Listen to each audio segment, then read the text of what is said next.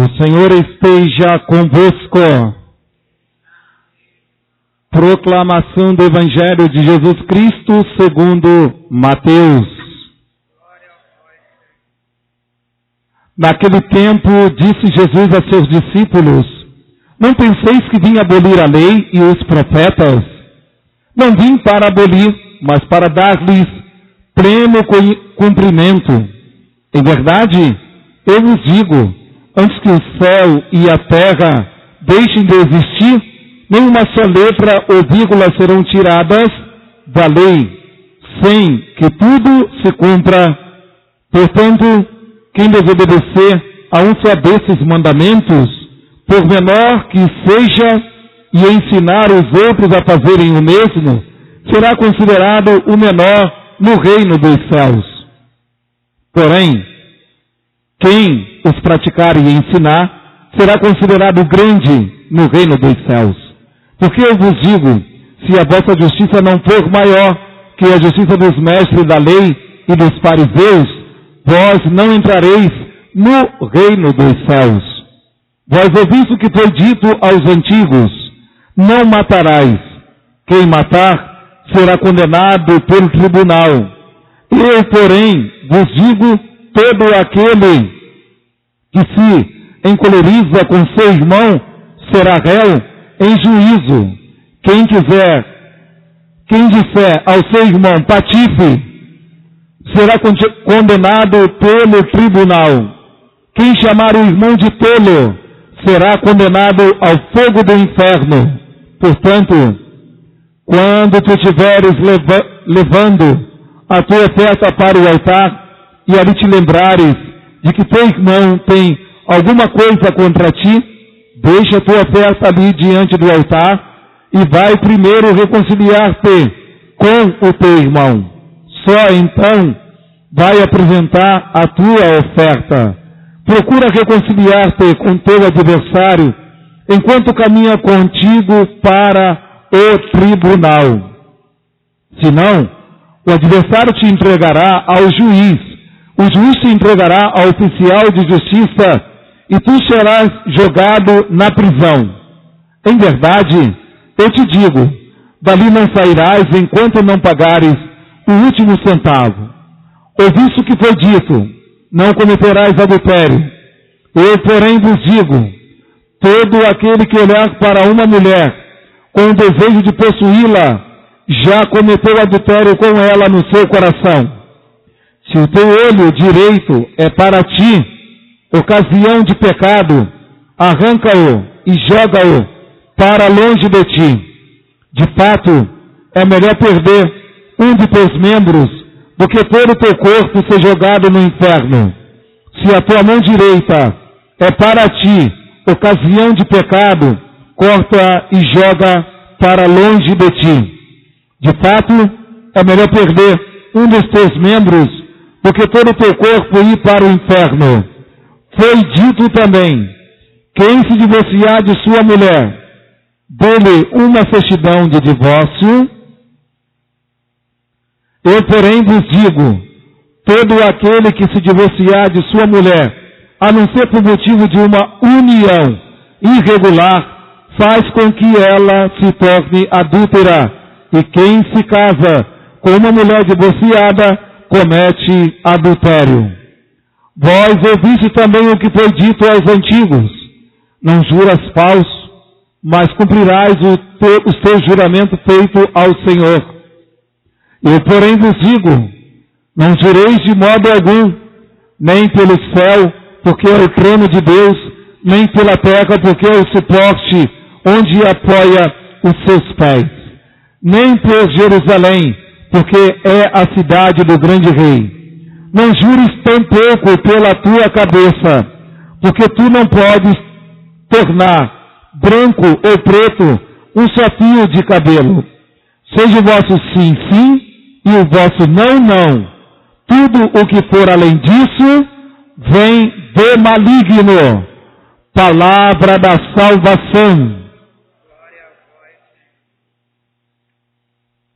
Sentados. Amados filhinhos, hoje a nossa liturgia da palavra do sexto domingo do tempo comum vai apresentar algo primordial para nós. E este algo eu coloco dentro dos mandamentos. Para viver a santidade, para viver a salvação, é importante os mandamentos. E esses mandamentos que o próprio Jesus, quando veio à terra, ele resumiu em 2, fez um resúmulo de 2. Amarás o Senhor teu Deus de todo o teu coração, de toda a tua vida e de toda a tua alma, e o teu próximo como a ti mesmo. Vivendo, amados filhos, estes mandamentos, aí está a nossa participação na história da salvação. É claro tudo isso. E vejamos essa leitura do livro de Eclesiástico, que vai justamente falar deste mandamento. Olha só, se quiseres observar os mandamentos, eles te guardarão. Se cada um de nós pode achar que é muito difícil, mas se guardar o mandamento, você está salvo. Você está no paraíso com Deus. E depois apresenta ainda o leitor do livro do Eclesiástico, o escritor, aliás, ele vai dizer, se confias em Deus, tu também viverás. Então, primeiro momento, os mandamentos. Segundo momento, confiar em Deus, para que assim tenhamos uma vida nele. Agora, é importante, vamos supor que todos aqui não fossem cristãos. Como é que poderia fazer para se salvar? Viver o princípio da lei natural. Faça o bem e evite o mal. É o que está nesse livro também do Eclesiástico. Que o homem diante do bem e do mal, ele faça uma opção para o bem. Que beleza! Então, amados filhos, tantos os cristãos como não cristãos devem viver uma lei. Mas uma lei para viver o mistério da salvação. E vem o Salmo 118, que vai o seu refrão dizer, feliz o homem sem pecado em seu caminho, que na lei do Senhor Deus vai progredindo. Olha aí, a lei. E qual é a lei de Deus? Os mandamentos. Então, nós a cada dia vamos progredindo, vivendo os mandamentos, para que assim possamos, em Deus, viver o caminho e o mistério da salvação. A segunda leitura também encaixa com a primeira leitura, aonde fala da sabedoria misteriosa de Deus. Sabedoria esta, aonde que o livro do Eclesiástico também vai falar. A sabedoria do Senhor é imensa, Ele é forte e poderoso, e tudo vê continuamente. E os Coríntios diz que a sabedoria de Deus não é como a sabedoria do mundo. Essa sabedoria misteriosa, tem hora que até eu mesmo, antes de estar assíduo na vida da igreja, eu ouvia uma expressão de um teólogo, da sua súmula teológica, Santo Tomás de Aquino, que dizia, olha, de um mal Deus tira um grande bem. E eu não entendia isso. Mas quando a gente vai olhar para a nossa vida, que passamos por alguns males, por algumas tribulações, por algumas dificuldades, nós vamos vendo o quanto que nós vamos crescendo, amadurecendo e vivendo esta vida em Deus. Então, a minha vida já apresenta um amadurecimento em torno desse mal que aconteceu comigo. Então agora eu quero viver mais o bem. Então, de um mal, Deus tira um grande bem. Às vezes pelo seu sofrimento, pelas suas dificuldades, pelos seus problemas, Deus te amadurece para você superar os outros que possam surgir. Amados filhos, e agora vem o Evangelho. O Evangelho aí está resumido, né? Aí no livrinho de vocês. Mas eu preferi ler esse Evangelho literalmente, o Evangelho do dia de hoje é esse. E então, eu peguei desse Evangelho, já que ele é imenso, apenas 3 pontos para a gente trabalhar. O primeiro ponto é quando diz o matrimônio irregular, né? Então, o que é o matrimônio irregular? Vamos dar uns exemplos aqui, da seguinte maneira. Vamos supor que estão lá 2 noivos namorando, eles ficaram noivos, e esse noivo, ele tem um caso, ele namora aqui em Magé, está noivo, vai casar, e tem um caso lá em Nova Iguaçu, né? Namora, está lá com uma outra mulher, e tem até um filho com essa mulher, e está aqui noivo com essa mulher, e chegou um dia, marcou o casamento, casou, veio aqui casar na frente do padre ou diácono, ele é sempre testemunha ou assistente do matrimônio. Nunca é o padre que celebra o casamento. Quem celebra o casamento são os noivos. E justamente, no celebrar aqui desse noivo, tem que ser, o seu consentimento tem que ser livre. Não pode haver nenhum empecilho. Então, dentro desse matrimônio que houve aqui, que foi realizado, que o ministro assistiu, e então esse consentimento não está sendo livre, porque ele está enganando a sua noiva. A sua noiva não sabia que ele estava com essa situação. Ela confiou toda a sua vida nele. Então, quando vem aqui e realiza o casamento, esse casamento não houve. Ele já é nulo por si mesmo, por isso se chama casamento irregular.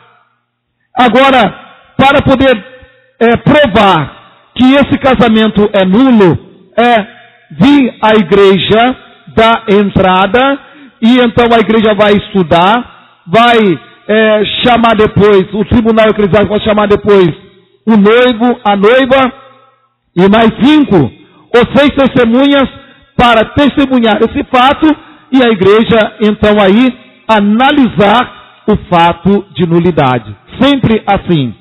Outro caso que às vezes alguém me coloca até na cruz aqui nessa paróquia, mas então vocês vão saber por que me colocam na cruz.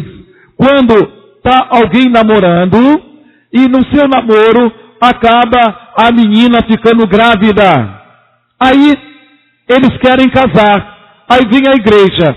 Aí eu digo, não, espera essa criança nascer para depois casar. Por quê? Casar grávida, a pessoa não está casando livremente. Ela está casando por causa da gravidez. E então aqui não está dando uma liberdade da pessoa fazer o seu consentimento livremente. Então, vem e casa. Esse casamento, ele é nulo. Porque ele está casando por uma causa. Então, porque às vezes o pai e a mãe falou, porque outra pessoa falou, não está vindo livremente para dar esse consentimento. E um outro caso irregular, são vários, né? Então vou dar agora o outro caso irregular, assim.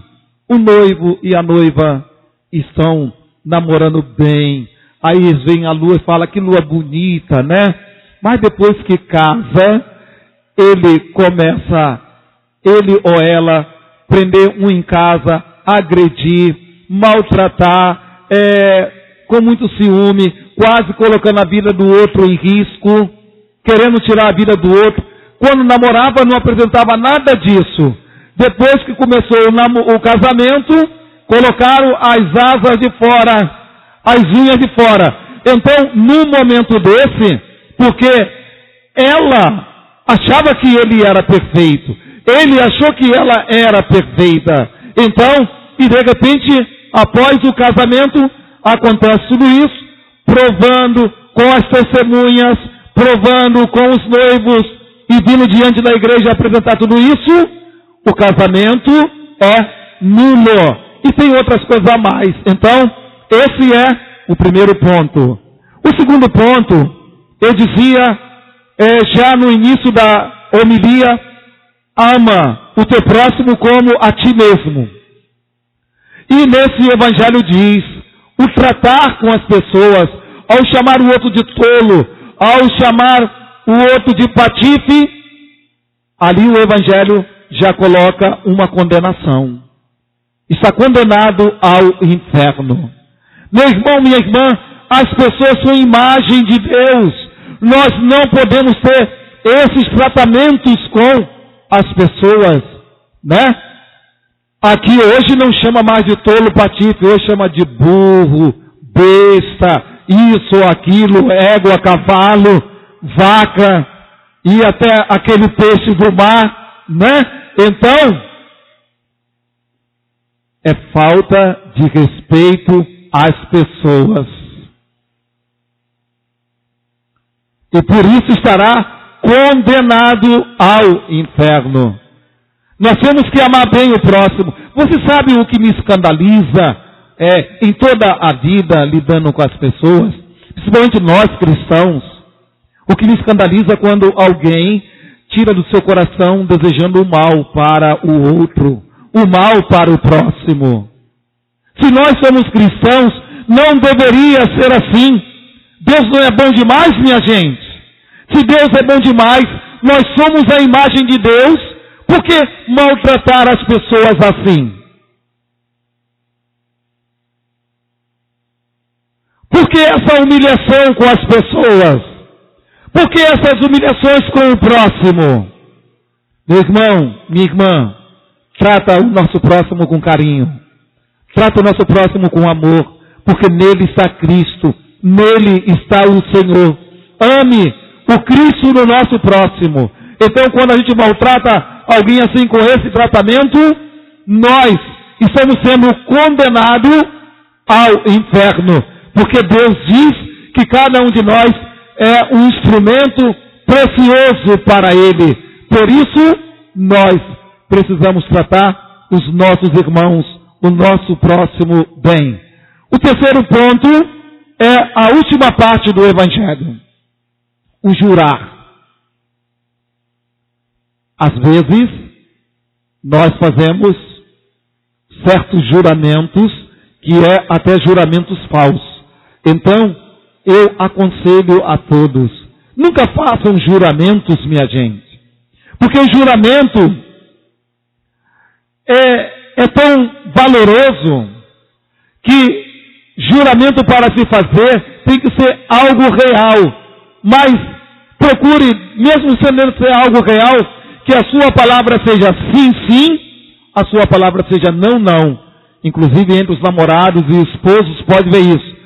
Às vezes há lá uma descoberta de alguma coisa, aí ele logo fala, eu juro por Deus, eu juro pela minha mãe morta, eu juro pelo meu filho. Olha,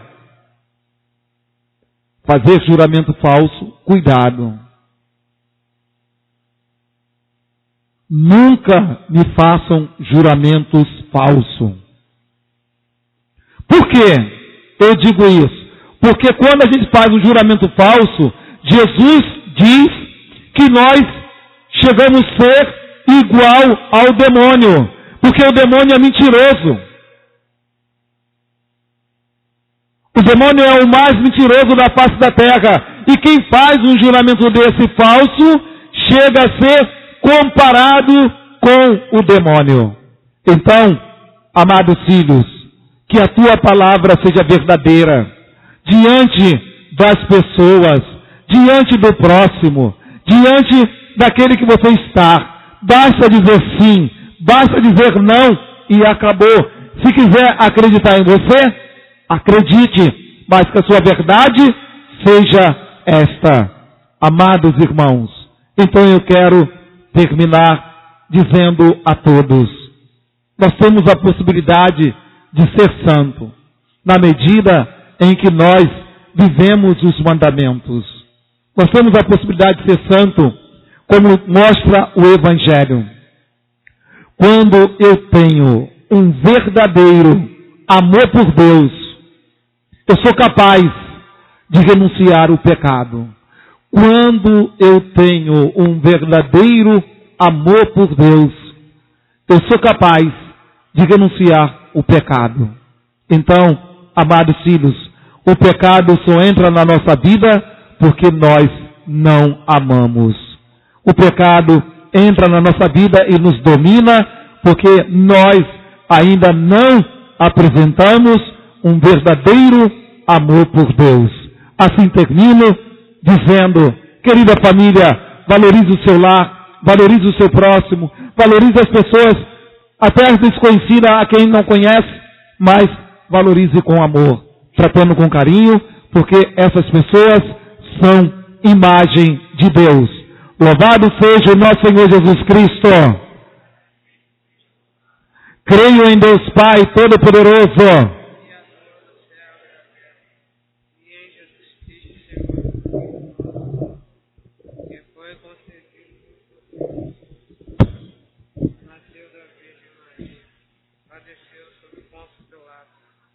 foi crucificado, morto, sepultado, desceu a nossa ressuscitou ao terceiro dia, subiu ao céu.